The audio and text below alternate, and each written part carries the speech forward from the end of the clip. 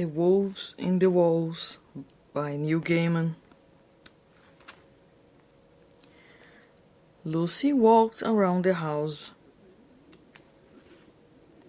Inside the house everything was quiet. Her mother was putting homemade jam into pots. Her father was out at his job playing the tuba. Her brother was in the living room playing video games. Lucy heard noises. The noises were coming from inside the walls. They were hustling noises and bustling noises. They were crinkling noises and crackling noises. They were sneaking, creeping, crumpling noises.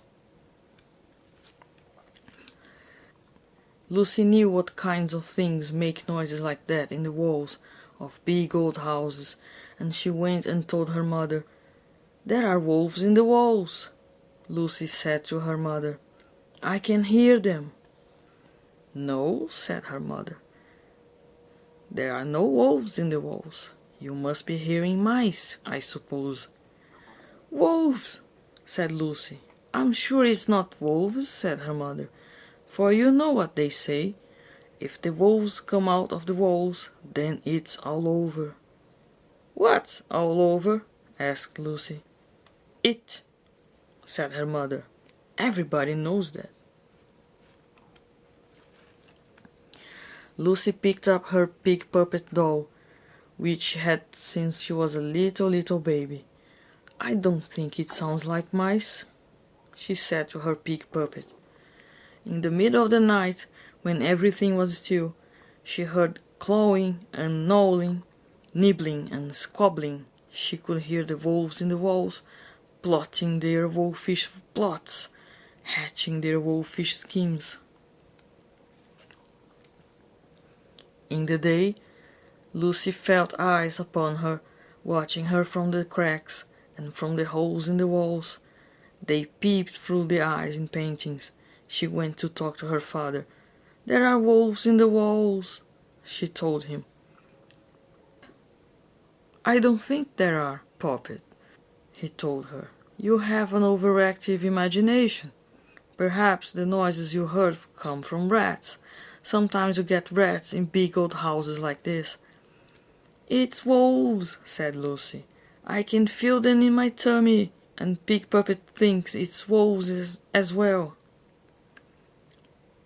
"Well, you can tell your puppet," began her father, and then he said, "Why am I asking you to tell her anything? She's just a puppet." Lucy patted her pig puppet's head so she wouldn't be offended. "Anyway, you know what they say about wolves," said her father. "If the wolves come out of the walls, it's all over." "Who says that?" asked Lucy.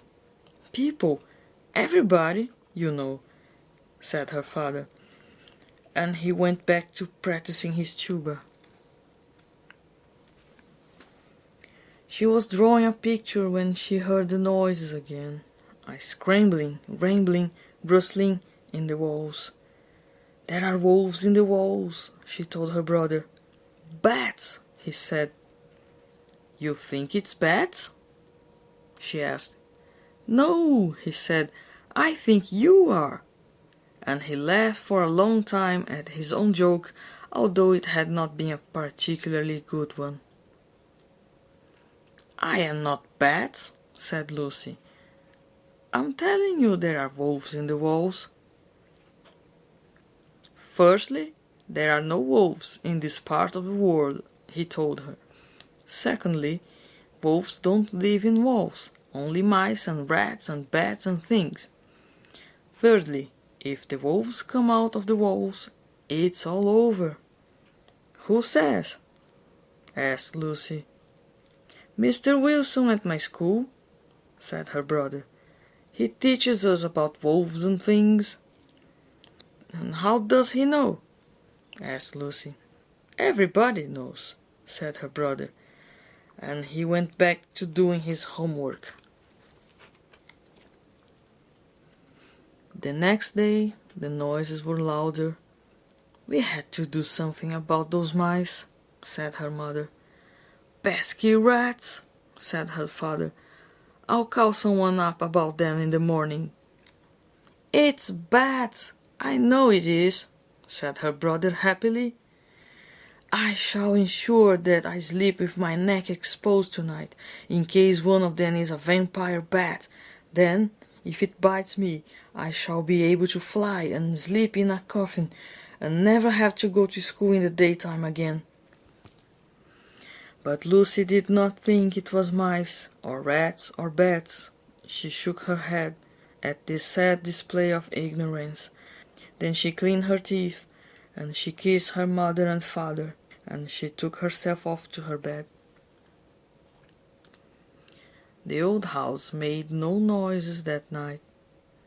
I don't like it, Lucy told her pig puppet. It's too quiet. But soon enough she closed her eyes, and she was fast asleep. In the middle of the night there was a howling, and a yowling, and a bumping, and a thumping, and the wolves came out of the walls.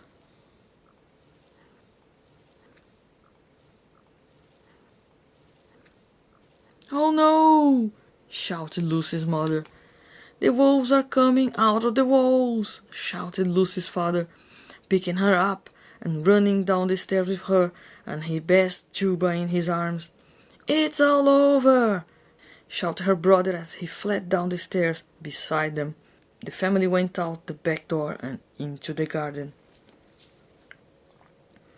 They huddled at the bottom of the garden that night. The lights were on in every room of their house.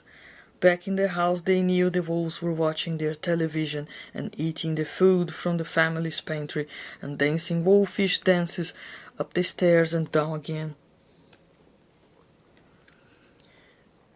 "We should go and live in the Arctic Circle," said Lucy's father, "where the houses are made with walls of ice and snow, and there's nothing but polar bears and seals for hundreds of miles. When the wolves come out of the walls, there's nothing else you can do."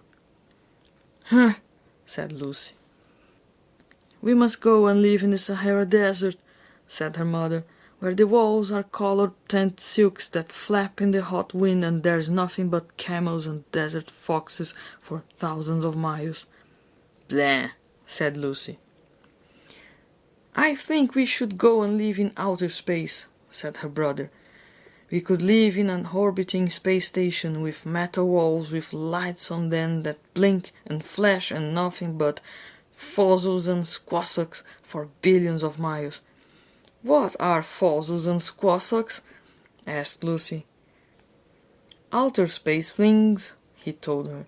"They have lots of legs, except for the squassoks, who don't have any legs at all, but they are friendly enough."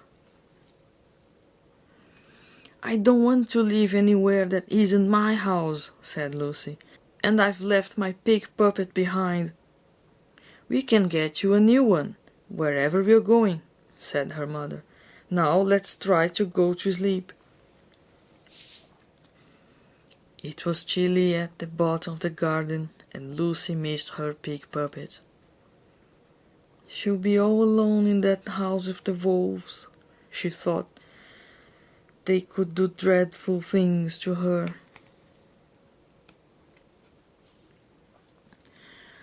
So Lucy crept back up the garden, quieter than any mouse, and she slipped up the back steps and through the back door and into the house.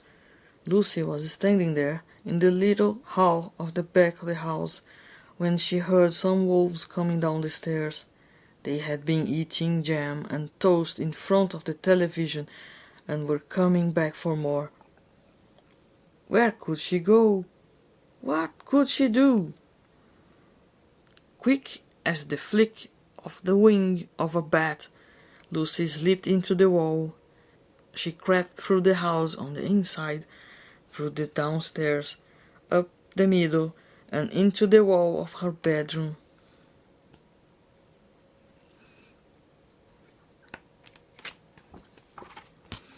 There was a huge wolf, fat as anything, asleep on her bed. He was wearing her socks, 2 on his back paws, 1 on his ear, and 1 on the tip of his tail. He was snoring very loudly. Lucy pushed open the picture that hung over her bed, and she climbed down. Carefully, quietly, and she picked up her pig puppet from the floor and gave her a hug. Snark, snark, snored the wolf, fast asleep. Quiet as a shadow, Lucy climbed up to the top of her old doll's house, and from there to the top of a chest of drawers, and from there to the mantelpiece, and behind the picture and back into the walls. It's kind of nice in the walls, she thought. I was worried sick about you, she told her pig puppet, and she squeezed her very tightly. Through the walls crept Lucy and back into the garden. Where have you been? They asked her. I had to go and get my pig puppet, she told them. I told you I would have bought you a new one, said her mother. One that was pink and new and not going grey. That was why I went back to get my pig puppet, said Lucy. And she went back to sleep, cuddling her pig. The next morning, Lucy's mother went to work, and Lucy's brother went to school, and Lucy and her father sat down at the bottom of the garden. He practiced his tuba and read travel brochures. We could go and live on a desert island, her father told them all that evening, over a dinner of hamburgers and French fries and little apple pies with astonishingly hot meadows which Lucy's mother had brought for them when she got back from work. We could live in a grass hut with grass walls on an island in the middle of the sea, with nothing but goats on the island and nothing but fishes in the sea. We could live in a hot air balloon, said her mother. We could live in a tree house at the top of a very tall tree, said her brother. Or we could go back and live in our house again, said Lucy. What? Said her father. What? Said her mother. What? Said her brother. What? Said the Queen of Melanesia, who had dropped by to help with the gardening. Well, said Lucy, there's a lot of space in the walls of the house, and at least it isn't cold there. What about the wolves? Asked her father. They are in the house, said Lucy, not the walls. Lucy's mother and father and brother grumbled and frowned. Still, none of them wanted to spend another night sleeping at the bottom of the garden. They tried sleeping in the shed, but it smelled too much of lawn mowers and of the fertilizer used for the rhubarb, so they crept up the back steps, through the back door, in the back hall, and into the walls. We must be very quiet, said Lucy. But the wolves were making such a noise that no one could have heard them anyway. The family crept through the walls of the house, peeking out through the eye holes of paintings and through the cracks of things. There were wolves watching television and eating popcorn. They had turned the television up as loud as it would go, and they had spilled popcorn all over the floor, where it stuck to the unfinished slices of toast and jam. There were wolves dashing up the stairs. There were wolves sliding down the banisters. Some of the wolves had put on the family's nicest clothes, and they had made big holes in the back of them for their tails. The family went to sleep in the walls. In the middle of the night, something woke them up. The wolves were having a party.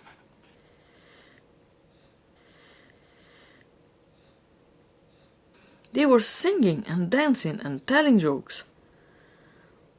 one of the wolves was playing her brother's video game and was beating all the high scores. Two of the youngest of the pack of wolves had got into the pots of Lucy's mother's homemade jam and were eating it straight from the pot and smearing it onto the walls. The biggest, fattest wolf of all was playing an old wolf melody on Lucy's father's second-best tuba. "My jam, my walls," said Lucy's mother. "My video game high scores," said Lucy's brother. "My second-best tuba," said Lucy's father. "Right, I've had enough," said Lucy. There wasn't much in the space between the walls, just an old broken chair. Lucy picked up the chair leg. "You know, I had just about as much as I can take off those wolves too," said her father, and her mother, and her brother. Each of her family picked up a broken chair leg. "Ready?" said her mother. "Ready," said everybody else, and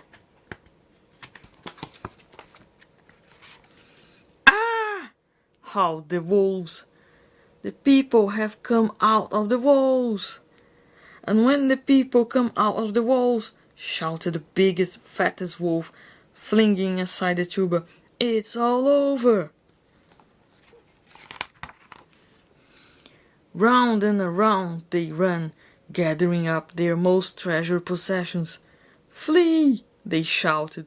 "Flee! Flee! Flee! For once the people come out of the walls, it's all over." Down the stairs went the wolves, scurrying and hurrying and tumbling over each other in their hurry to get out of the house and get away. "Whose idea was this, anyway?" moaned one of the wolves. And the wolves ran, and they ran, and they ran, and they ran, and they couldn't stop running until they got somewhere where there would never be any people in the walls who would come out in the middle of the night, whooping and singing people songs and brandishing chair legs.